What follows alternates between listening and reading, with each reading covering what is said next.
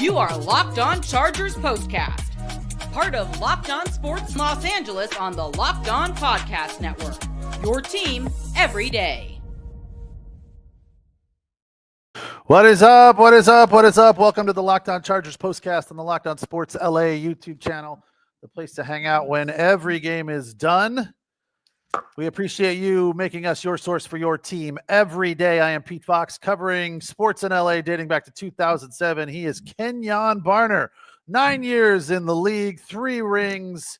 He is a Oregon Duck Hall of Famer and a true professional. How you doing, buddy? How's it going? Oh my God, how we doing? That one was interesting. We'll get to the details of how the Chargers squeaked one out in Atlanta. I look at this game and I think, did they deserve to win this game? Did the Atlanta Falcons hand it over? Was it too close for comfort? All of those things I feel like were true, and we'll get to the details here after I read this to you. Today's episode of the Locked On Chargers Postcast is brought to you by Gametime. Download the Gametime app, create an account, and use the code LOCKEDONNFL for $20 off your first purchase. Well, the Chargers win a tight one, 17-13. But one of the things that jumps and kind of jumps off the page and screams in my face is that 4 turnovers, one of them a pick 6, and you win by 4. Is that because the Chargers weren't good enough and dealing with a ton of injuries, or because the Atlanta Falcons just battled and didn't go away? A combination of both. I think Kirk threw that game away. No pun intended. Yeah.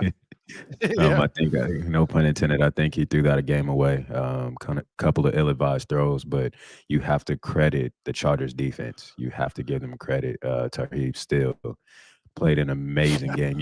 Listen, these rookies that the Chargers have found in Cam Harden to Tarheeb Still, these guys are dudes. These guys are dudes in the locker room. They're dudes on the field, and they're making huge plays. So you got to credit the Chargers defense. Well, you know my Tarheeb Still story. I think I told you that game 1 of the preseason, I kind of knew the name, but I didn't really know who he was. I knew they drafted him in 2nd round or something. And I was like, I didn't really see him in that first game. And some dude was like, Tarheeb Still was balling out. You're an idiot. And that dude now is patting himself on the back and feeling pretty good about his guy, Tarheeb Still. A fantastic game. 2 interceptions, including a pick 6, and he just jumped that route, made it look too darn easy. It was almost like Cousins threw it to him. And none bigger than that PBU at the end of the game, right before the Derwin Davis interception. None bigger. Yeah. Well, the pass breakup of Drake London at the end of the game right there was a game changer. I mean, you could say if he catches that pass, we got ourselves a different ball game. Completely different ball game. And tell me this, what the hell's the defense doing not guarding Drake London? I'm like, of all guys on that team. here's my note in the 4th quarter. London. I feel like a travel agent. I'm like, what are they doing? How is it that easy to hit that guy? I like what you did right there. in triple coverage. But Tarheeb Still broke that one up. I was screaming because I didn't see it on the initial play. I only saw it on the replay. I was like, what are you doing? He's in triple coverage right there. And he still makes the catch, but it ultimately did not make the catch because Still knocked it away. That was really nice to see. And then you could also come back to former Charger kicker, Mr. Koo, who they used to call when he was a Charger Wrong Way Koo because he couldn't make any kicks, and they released him because he was so bad. And I was there with him his rookie year. Oh, really? Okay. You're familiar. But I agree that the defense really showed up and bowed their neck when they needed to, down in the red zone, forcing field goals and not giving the Falcons the opportunities that they earned getting down the field pretty regularly. They were running the ball well. The Chargers obviously didn't have their normal assortment of offensive threats, mainly because J.K. Dobbins was out of the game. But Bijan Robinson, 26 carries, 102 yards. He was making it look easy, just pounding it down their throat.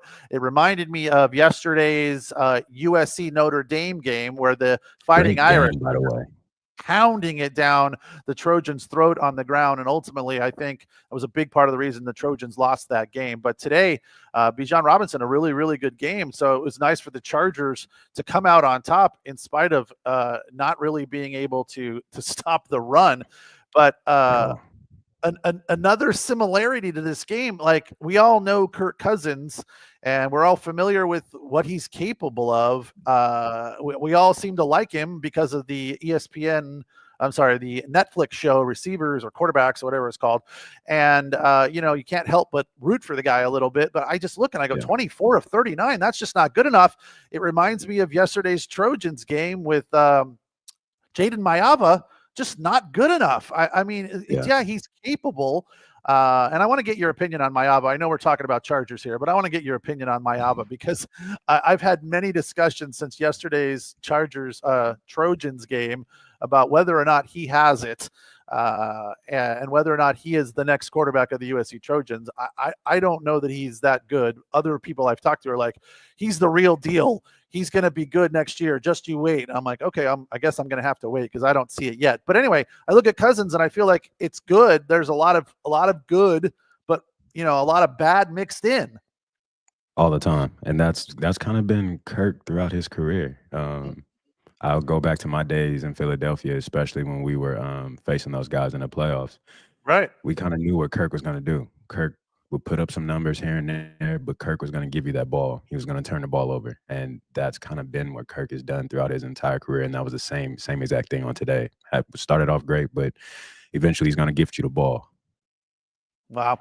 Yeah, that is interesting because it seems like he's, and now it seems like he's lost a little bit of arm strength. There was a couple of passes that were just off, and I felt like the pick six from Still was just didn't have anything on it, right? Rookie, that's like that. That was a rookie quarterback throw. A veteran does not get lulled into that throw. That kind of blew my mind. That's not a throw. That's not a mistake that Kirk should make. He's too far advanced in his game to be tricked that easily into that pick six.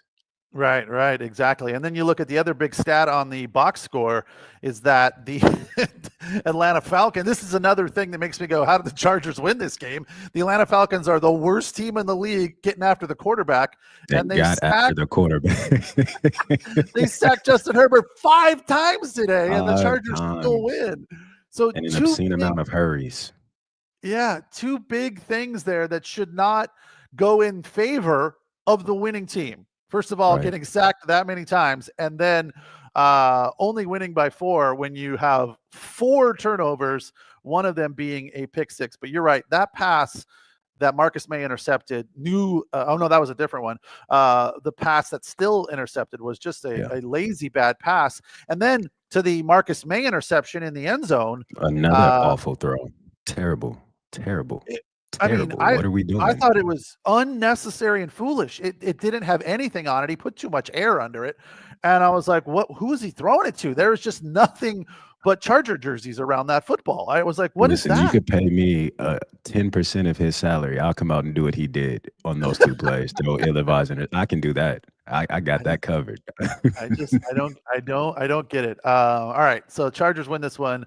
Their 8th win of the season, 17-13, the final. We're going to take the break. When we come back from the break, I want to get into some of the stars on defense today because the Chargers, as we've talked about already, did a very, very nice job containing the Atlanta Falcons in spite of a big running day from them. He is Kenyon Barner. I'm Pete Fox. It's the Locked On Chargers Postcast on the Locked On Sports LA YouTube channel, the place to hang out when every game is done. All right, today's episode of the Locked On Chargers Postcast is brought to you by Ice Shaker. If you're like me and your holiday shopping list is, let's just say, far from complete. I mean, it is the 1st of December. I need a few more weeks. I'm more of like the December 24th kind of guy when it comes to shopping. But, thanks to online ordering, it has made my life a whole lot easier. And this is another way to take care of getting this gift for your friends, for all you Charger fans. I've got the perfect passionate sports fan gift for you. Perhaps you've heard of Ice Shaker. Ice Shaker is now officially licensed with NFL, NHL, NCAA, and NBA, and as well as Major League Baseball logos for the outside of your Ice Shaker. It's created by and used by the Gronkowski brothers. Ice Shakers have sold over 1 million bottles. They have changed the game with workout bottles. And this is the gift you've been looking for. Go to iceshaker.com and use the code LOCKEDONNFL at checkout to save 25% on your order. Kitchen grade stainless steel bottles that won't absorb odor like those plastic bottles do. Patented twist-in agitator that breaks up powders, but it's silent when you shake it instead of that annoying rattling of the ball. It is tested by third parties, will hold ice up to 30 plus hours. Wow, that's amazing. The agitator works as a strainer as well and makes it very solid tailgating cup for mixers. When I first read this copy, I was like, yeah, that'd make a nice old fashioned right there. Order your team branded bottles today at iceshaker.com and use the code LOCKEDONNFL for $25 off your order. Ice Shakers. Show your support for your team with the best branded workout bottles on the market. iceshaker.com. Today's show also brought to you by our friends at BetterHelp. BetterHelp is, of course, therapy, and it's good stuff. It works. If you feel this time of year, you get all cozy and you're having some hot chocolate, watching a movie, whatever you do to get cozy. Therapy is a great way to bring yourself some comfort and get cozy. Goes a long way, especially this time of year when things can be challenging in your life. If you're thinking of starting therapy, give BetterHelp a try. It's entirely online, designed to be convenient, flexible, and suited to your schedule. Just fill out a brief questionnaire, get matched with a licensed therapist. And here's a big thing. You can switch therapists at any time at no additional charge. If for whatever reason you're not feeling it from this particular therapist, having a therapist that you jive with and get along with is a big part of this whole process. So you can change at any given time. And I've done therapy both online and in person, and the online version is every bit as good as being right there in the room with the person. Find some comfort this holiday season with BetterHelp. Visit betterhelp.com/lockedon to get 10% off your first month. That's BetterHelp, HELP.com/lockedon. All right, Chargers, a 17-13 win over the Falcons in Atlanta. Kirk Cousins, 24 of 39, 245 yards, no touchdowns, 4 interceptions. That's an ugly stat line. Well, Justin Herbert, very efficient day, kind of what we expect from him of late in this Jim Harbaugh offense, Greg Roman offense. 16 of 23, 147, no touchdowns, no interceptions. They did not score an offensive touchdown today. And I think you got to give a lot of credit to the defense and Ladd McConkey, who we'll get to in a second, but we're going to talk about defense right now. How about Derwin James? Was he getting after the ball today? I mean, look, it's not surprising. We've seen him do it over and over again, but today he was having a day, getting into the backfield, disrupting the running game in a big way.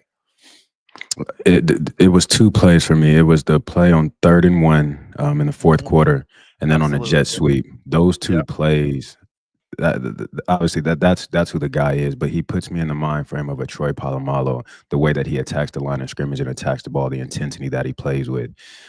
He's a playmaker, and that's what he was today. He was all over the field and made some humongous plays for this defense. Yeah, it's the first time in a long time that we haven't said Deion Henley was the leading tackler. Troy Dye, 14 tackles, 7 solo, but James had 10, 5 solo, and 2 TFLs. Deion Henley is still a good day. 10 total tackles, 3 solos, 1 TFL, and then Tony Jefferson, who just been recently added because of the injuries. Yeah, he's a good guy. I mean, how big a deal is that when you are just added to the roster because of injuries and you're in the game plan? That's got to be harder than it looks to get up to speed. Even on defense when you're reacting more than you are on offense. But it's got to be a tough position for those guys. Tony Jefferson's a veteran, we get that, but that's tough, right? To a certain extent, as a vet, the playbook doesn't the verbiage changes, but football is football at the end of the day. And for Tony, he's been in the league a long time. We came into the league in 2013 together. So he's a true vet. He's been in different systems. He knows how to learn football, but he knows defense. That's what he does. And so for a defensive player, the verbiage and understanding the checks and all of that, that may change. That may be a little bit harder. But when you've been in the game as long as Tony has, it's quite an easy adjustment because, again, football, defense, and it's just picking up, okay, this is what they call it here. And in comparison to where I was, you can kind of link those things together. And that's what players do as they go from team to team. They kind of tie things, okay, this was cover 2 in this offense, this is cover 2 over here. So you can kind of pick up on it a little bit easier. Yeah. Elijah Molden, another big game for him. 6 tackles, 5 solo, 1 TFL, and none bigger than a third down stop at the 2:15 mark. So I thought, as they were moving the ball, the Chargers seem, I mean, again, this defense is tops in the league when it comes to scoring for a reason, but they seem to ratchet up the intensity when it means more, when the intensity is higher, when they're down in the red zone, and they seem to just play differently. And we've talked about the 2 high safety look a lot, and they didn't seem to have too much of that going on today. At least they didn't make a big deal about it if they did. But that's kind of been their thing. Like, we're gonna that whole bend don't break mentality. Yeah, we're gonna let you get to the 20, and then we're gonna show you what we're made of. Then we're gonna show you what we're about. We've been talking about it all season long. It's exactly what you said, that bend don't break mentality. It's okay, you can drive this ball, but when it gets to crunch time and it gets down in that red zone, we're gonna knuckle up and we're gonna show you exactly what we're made of. And we're not gonna let you touch the paint. We're not gonna let you into the end zone, and that's what they did. But the offensive side of the ball for me this week, it was a continuation of last week after JK got hurt. The offense has to find an identity outside of JK. They have to find a back that they trust to be able to go do, maybe not at the level that JK did it, but you got to trust the guy. And I don't think the way they kind of broke the carries up today, I don't think they trust Gus enough to let him be the lead guy. But you got to find somebody, because the offense can't be as stagnant as it's been for a game and a half now. Yeah, that's a good point. I was going to ask you about that. Early in the game, I thought it was looking okay, running back by committee. But then when you saw the stat of Bijan by himself was out rushing the Chargers there, it didn't look good. So Gus Edwards, 6 carries, 32 yards. He made a few really nice runs. I feel like if they feed him a little bit more, I mean, he's not going to be JK, but he's going to be pretty good. And the same goes for Vidal. They had 10 carries between them. So, if JK is going to be out for a couple of weeks, you got to have a little bit more trust in those 2 guys, or it's going to be what you saw today. And here's the thing about playing the running back position. The running back position isn't like any other position you have to allow your guy to find his rhythm. And when you're constantly putting me in, taking me out, I'm never able to find a groove. And for the Chargers to be successful, as we've seen throughout the early part of this season, their backs have to find their grooves in the run game in order for this offense to be successful. Did you ever have that opportunity as a player where you came in filling in for somebody who was injured to get, extended touches? Or you were mostly a third down guy, weren't you? I was a third down guy, but when I was in New England, we were playing against the Chicago Bears. It was myself, Sony Michel, James White, Sony being the lead back. Sony ended up suffering a knee injury in that game, and I was able to play extensive time, and then I found my rhythm. And now I'm in my groove. I'm in the flow of the game, but I'm able to be me because I'm comfortable. And when you don't allow it back to get, it's hard for a guy just to come in the game and get going. I love the running back by committee idea, but I also don't like it at the same time. Yeah, it's interesting. That makes sense. The other thing about this game, which we're going to talk about after the break, was Ladd McConkey continues to just show up and shine. That 14-year-old kid, he's good, man. That dude can play. I hope his parents don't ground him or anything so he can't come and play, because we're going to really hurt the Chargers. Really hurt the Chargers. Let him come out and play. Dude, his helmet barely fits him. I mean, they have to put how many layers of pad? He's never going to get a head injury. There has to be some extra padding in there. Did you see that? We love you, guy. We love you. We love you. I don't know if you saw the thumbnail. He's on the thumbnail for the show tonight, and it's just him standing there with his helmet, which is like, it's like a cartoonish helmet on his head. Yeah. All right, we're going to talk about Ladd's game after the break. He's Kenyon Barner. I am Pete Fox. It's the Locked On Chargers Postcast on the Locked On Sports LA YouTube channel, the place to hang out when every game is done. And don't forget, you can download the podcast wherever you find your podcast on the Locked On Chargers podcast feed. All right, today's episode of the Locked On Chargers Postcast also brought to you by our friends over at Gametime. You know, I'm a big fan of the Gametime app. You get tickets to sports, you get tickets to concerts, comedy, all kinds of events. That's the first place you should look if you're trying to get last minute tickets to a game and go have a fun time spontaneously. That's how it always works for me. I'm like, I wonder how much it would cost to go to that game. I'm free tomorrow night. Let's go check out the Clippers or a concert or a comedy event or whatever. And the longer you wait, like if you can wait up to like an hour before the game, then you can save even more money. They have curated deals that make it easier to find the best price on great seats. They also have views from your seat. You get a panoramic view from your seat in the app before you buy, just to see what you're going to be seeing from your seat. So if you're trying to walk that line of getting a very good deal and maybe going up a little bit higher or over a little bit, that could save you, $20 to $50 a ticket. You'll see if it's worth it or not. They also have the lowest price guarantee, or Gametime will credit you 110% of the difference. They have Gametime ticket coverage. Your purchase is covered with the most flexible customer service policy in the ticketing industry. And another big, huge factor when you see tickets that are like $40 and $50, like tonight, if you're you want to do something last minute, you got Clippers Nuggets. Tickets are around $60, $65 over there at Intuit Dome. They have all in pricing. So you just toggle that over and you know what the whole package is going to cost you.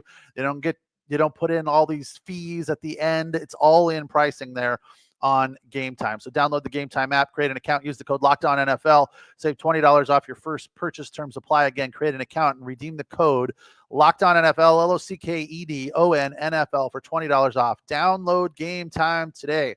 What time is it? It's game time. So Chargers with their 8th win, still hanging around the 5th or 6th seed in the AFC, 17-13 the final. No offensive touchdowns, just Tarheeb Still's pick 6 to get to the house there. That gave them the winning scores. They went for 2, which was also a very nice play. At that point, I think, wasn't Ladd out of the game pretty much at that point, Kenyon? I didn't see him a lot in the second half. He had that shoulder issue. Disappeared with that shoulder. Yeah, but not before he had 9 catches for 117 yards, a long of 48. And here's what really, really impressed me about him today. Again, we joke about the fact that he looks like he's 14. He also doesn't look like a very big dude. He's kind of a slot receiver, but plays it more like a number 1 receiver, and he is their top receiver. But today he was catching balls with dudes hanging all over him. It wasn't like he was standing there wide open with leverage, standing in front of the defender. He had guys hanging all over him and still making really big catches. And that to me was a big step for him, being able to withstand the middle of the field. And a lot of his routes today were crossing patterns in the, right through all the traffic of the linebackers. And he had guys hanging on him, still making big catches. Yeah. But this is what we've seen from Ladd while he was at Georgia. This is him being who he is. And I believe he's getting more comfortable within the offense. He's getting more comfortable playing at the NFL level. He's getting more comfortable going out there making plays. But where he really kind of ate today was on those over routes, as you were saying.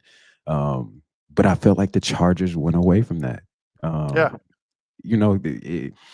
If we've talked about this earlier in the season as well, it's like when they have something that's working, we no longer see it, whether it's because it's player specific. Put somebody else in that spot and do the same thing. It's clearly working. There's clearly something there for you to capitalize on. Why stop? If Ladd's not in the game, use someone else. It's simple. It's simple. Yeah, I think sometimes offensive coordinators try to overthink things, and I completely agree. Frustrated me about the Trojans game yesterday. It felt like Lincoln Riley was either too simple or too complicated. Sometimes you just got to walk down the middle, run the play that's working. There's a reason that the slant pattern is so effective, because it works, and just run it. I agree with you completely. Yeah. I think they went away from him today though, because he was not feeling it. He was battling as best he could, and they had to try something else. They found Quentin Johnston 2 times 4 targets, 12 yards.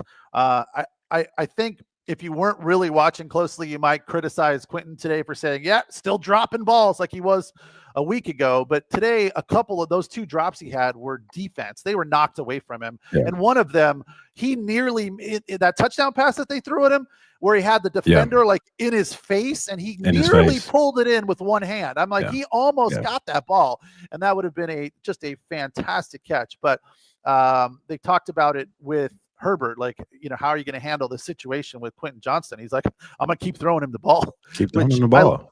I like to hear that. I wasn't, I didn't think that Herbert would say anything else, but it was nice to hear that we're not afraid. We're not worried about Quentin Johnston. So that was nice to see.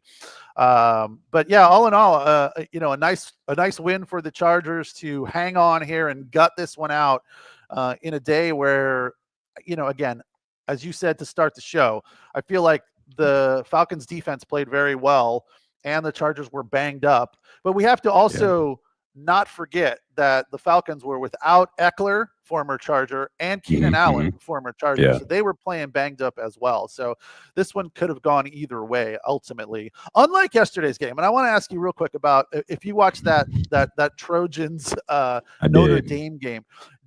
Just give me your review of Jaden Mayava. Is he good? Because to me, here's my read on Jaden Mayava. I think he's really good. I do. You think he's high upside? Okay, this is my read. Like yesterday, I thought it was without a doubt his best performance of the 3, and that was the only loss that he's had this season. But to me, he is really good. He's got a very good arm on his first look. When he has to check down, it troubles him. And that's something obviously you can learn with experience. But when he's got to check down or scramble, he's not as good. And then when he has to put any air under it, his touch is only there to me about 20 or 30% of the time. Am I misreading that, or am I just making a lot out of a little because of his inexperience? I'm gonna go to the inexperience part. He has 3 games under his belt. So again, comfort is everything. And the more you play, the better you get, the more comfortable you get within the offense. The more you play, the more you can be coached, the more you can be corrected, the more you can be taught. But from yesterday was my first game actually sitting and watching him play, and he made some great throws. I think he fell in love with the back shoulder throw too much. And on that pick 6 that he threw, I don't believe that should have been a back shoulder throw. He should have threw that over the top to give his receiver an opportunity. But in my mind, he's young and he predetermined. Okay, this is what's been happening on the last couple of deep balls. I'm going to go to it again, and obviously it cost him. But I do believe the upside in him is really high. I like what I've seen from him. I like his composure. Even after the pick, he was able to come back and drive down the field again. So I like him. I think the upside is high. I really do.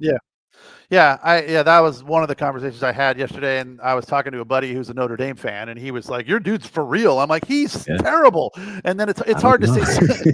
He's not terrible. I was frustrated because I really thought the Chargers or the Trojans had a chance to win that game. They really did. They did. They really did. Yeah, they were in it until the pick 6 and then the other pick 6. And but what was frustrating to me was it felt like. And again, a lot of this was play calling, and it's hard to criticize a guy who had 3 touchdowns in the air and 5 total because he ran 2 into the game or into the end zone. But a lot of it was on play calling for me. And again, it was either too simple or too complicated. And the 2 touchdown passes that he threw were on simple slant routes to Jacoby Lane. I'm like, why don't you do that more? It seems to be working. And then, to tie it into today's game, watching Justin Herbert play, it's like the checkdowns are seamless. And when he's on the run, he can still throw the ball on a laser. And I get that he is an experienced NFL veteran where Mayava is, 3 games as a starter. So he's got a long way to go. And in this day and age in college football with the transfer portal and the NIL, you just don't know what's going to happen next year. I'm like, I feel like he could get better and could be the guy for the Trojans, but I also feel like they could go find a 5th-year senior and throw some money at him somehow, and he becomes their starter. So it's a big question mark. Fortunately, we don't have to worry about that for the LA Chargers, who've got their guy. They got their guy. All seems to be working well for them in that department. And I think ultimately, to put a bow on this game, this to me from Justin Herbert was a quintessential Chargers 2024 performance from him. I mean, just enough to win the game. Still no interceptions in forever. He's only got one on the season. Protecting that ball, protecting that ball. 16 of 20. If we would have gone back a year, 12 months from now, if I told you that Justin Herbert was going to go 16 of 23 for 147 and no touchdowns, do the Chargers win that game? You would have said, absolutely not. Absolutely not. They lose. 1000%. That's a loss. Yeah, exactly. Yeah. So, I mean, that's a good feeling because they don't need him to do it all. And how good does it feel for him, right? That I don't have to do everything to win games now, right? That has to be a great feeling. But we got to show some love to our guy, Dicker the kicker. You know, this game, they don't win this game without him. Shout out to Dicker the kicker. Yeah, indeed. What it was 8 of 9 beyond 50 yards. I mean, the numbers are just, I almost don't want to talk about it because it could jinx him. You know, it's like he's just so reliable. And like with the Younghoe Koo kick that went wide right early in the game, Dicker kicked one that looked like it was doing the exact same thing, but it had a nice little draw and come right back between the uprights. I've never understood that I understand that happening when you're playing outdoors, but they're in a dome. Like what? I've never understood how the ball will start and come. That kind of blows my mind when I see it. Because when as a player, when I was, he missed. Oh no, he didn't miss it. Out the ball come back. It's crazy. I've never understood it. It's a true art. It's a true art. Yeah, it's getting those hips through it. Just like golf, you got to get your hips through it, man. Got to get your hips through it. All right, 17-13 the win for the Chargers today. Now 8-4. Back at it next week on Sunday Night Football. SNF Chargers Chiefs, and the way both of those teams are playing right now, I feel like we got a chance. It's going to be interesting. You know, we need health. We need to get healthy. We need some guys back. We need some guys back. As long as the Chiefs don't get the ball in the final 2 minutes, we'll be good to go. That's it. You just gotta keep it out of what's his name's hands. Keep it out of his hands, and we got to keep the money out the ref's pockets. Okay. Why am I forgetting his name? What's his name? That guy, the cool guy. Mahomes. Hey, Patty Mahomes. There you go. Patty Mahomes. As long as we can keep the ball out of his hands in the final 2 minutes, we got a chance. That's the game plan. Got an opportunity. All right, he's Kenyon Barner. I'm Pete Fox. It's the Locked On Chargers postcast on the Locked On Sports LA YouTube channel, the place to hang out when every game is done. Enjoy the rest of your day. We'll see you guys next week. Take care.